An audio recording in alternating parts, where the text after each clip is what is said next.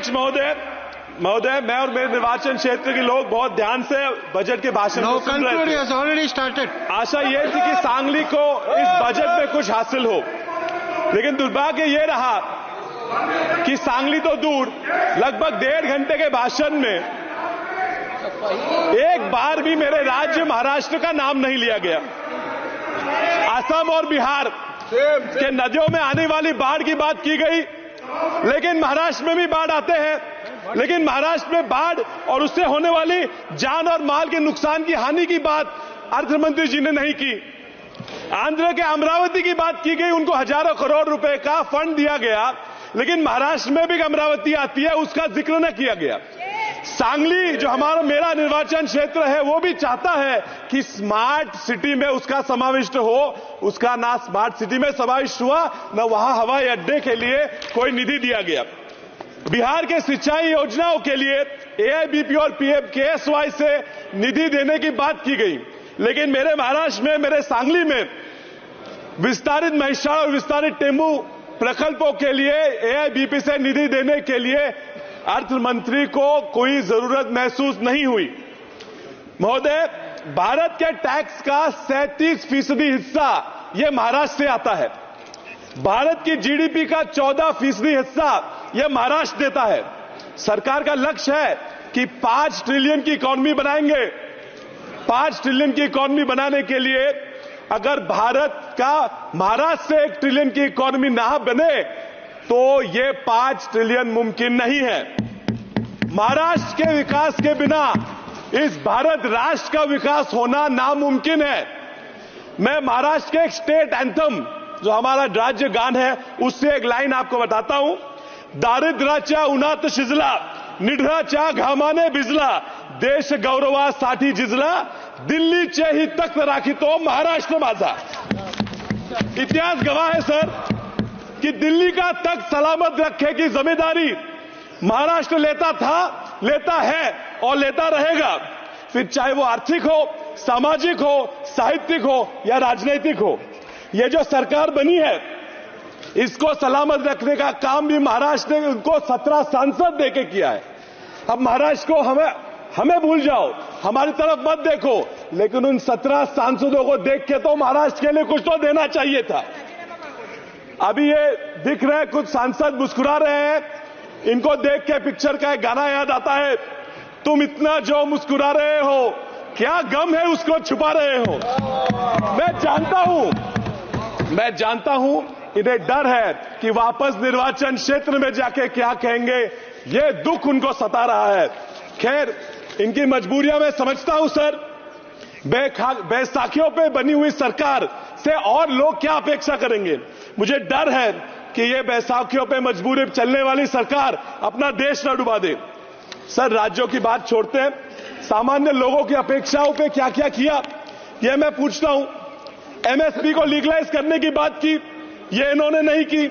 लोगों का कर्जा, किसान कर्जे से मर रहे हैं, कर्जा माफ करने की मांग की, वो दखलंदाज कर दी। महंगाई सीमित रखने के लिए तो इन्होंने कुछ किया ही नहीं।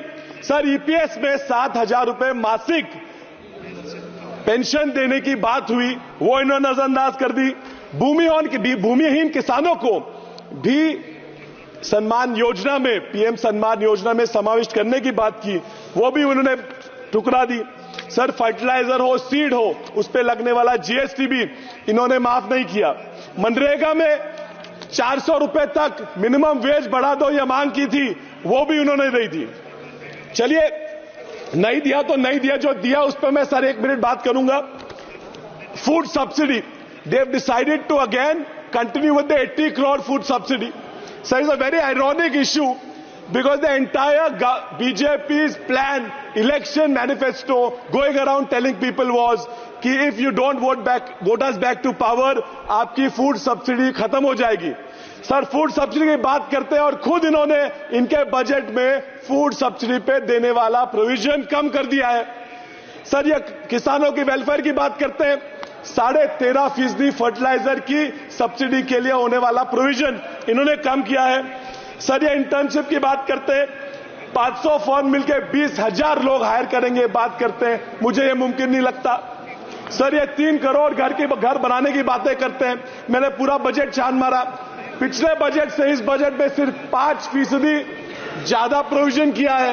ये किसे फंसाने की कोशिश कर रहे हैं? सर ये छोड़ के बजट में 70,000 पिछले वोटर अकाउंट में और 60,000 इस वोटर अकाउंट में उन्होंने न्यू स्कीम्स के लिए दिए हैं। कौन सी न्यू स्कीम्स है? इससे क्या होने वाला है? क्यों नहीं बताते? हमसे वोट मांग रहे हैं और नहीं बता रहे 60,000 रुपए कहां जाए।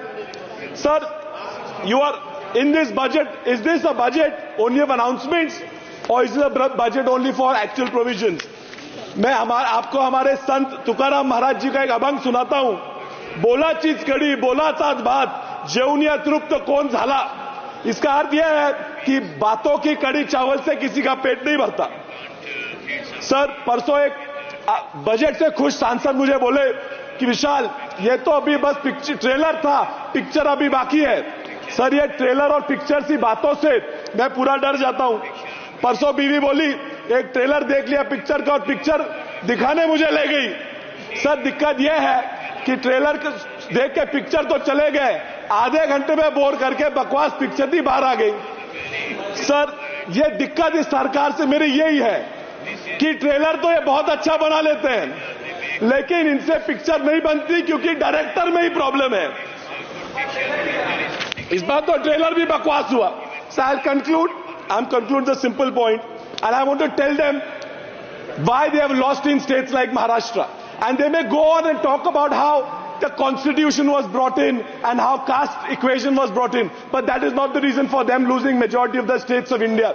They have lost because there's an article by Indian Express which says that in every state where the GDP has dropped, the BJP has lost. And if they continue with this kind of economic policy, I assure you, sir, I'm concluding, I assure you, sir, आने वाले महाराष्ट्र हरियाणा के चुनाव में ये वापस हारेंगे। इसलिए इनको अनुरोध है कि इकोनॉमी पे ध्यान दो, वरना आप ज्यादा दिन उस तरफ नहीं रहने वाले। धन्यवाद।